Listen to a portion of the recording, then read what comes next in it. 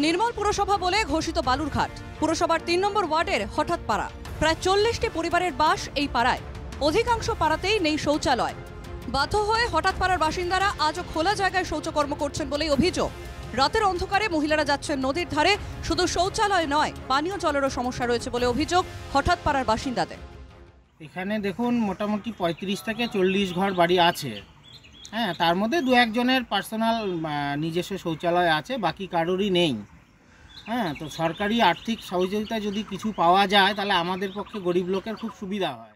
আমরা এখন এই যে শ্মশানে একটা পায়খানা বাথরুম আছে, ওইখানে অনেক সময় আসি।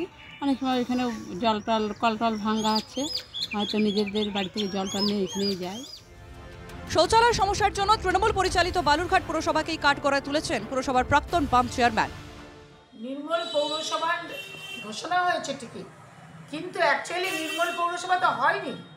কারণ যেভাবে নির্মল পৌরসভা গড়ার কথা ছিল সেইভাবে পৌরসভা থেকে কোনো চেষ্টা হয়নি, কিন্তু শুধুমাত্র ঘোষণা করার জন্য নির্মল পৌরসভা।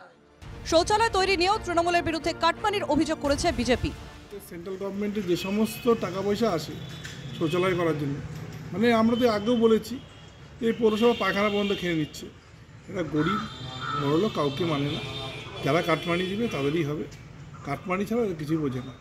কাটমানি যেখানে তৃণমূল গভর্নমেন্ট সেখানে। বিষয়টা হচ্ছে, দেখুন, আমাদের কাছে যতগুলো আবেদন পড়েছিল, আমরা যে বাড়িতে যে আমাদের শৌচালয়ের জন্য তার সেই বিষয় বেশিরভাগটাই আমরা কমপ্লিট করে দিয়েছি, প্রায় সমস্তটাই কমপ্লিট করে দিয়েছি, এবং সেকেন্ড ইনস্টলমেন্ট আমরা দিচ্ছি। প্রায় কিছু কিছু কাজ কমপ্লিটও হয়ে গেছে। স্থানীয় বাসিন্দারা একাধিকবার আবেদন করার পরেও কিন্তু সমস্যার সমাধান হয়নি। রাত বিরাতে তাদের প্রতিদিনই সমস্যায় পড়তে হয়। তারা চাইছে দ্রুত সমস্যার সমাধান হোক। দক্ষিণ দিনাজপুরের বালুরঘাট থেকে সন্তোষ দাসের রিপোর্ট, NK TV বাংলা।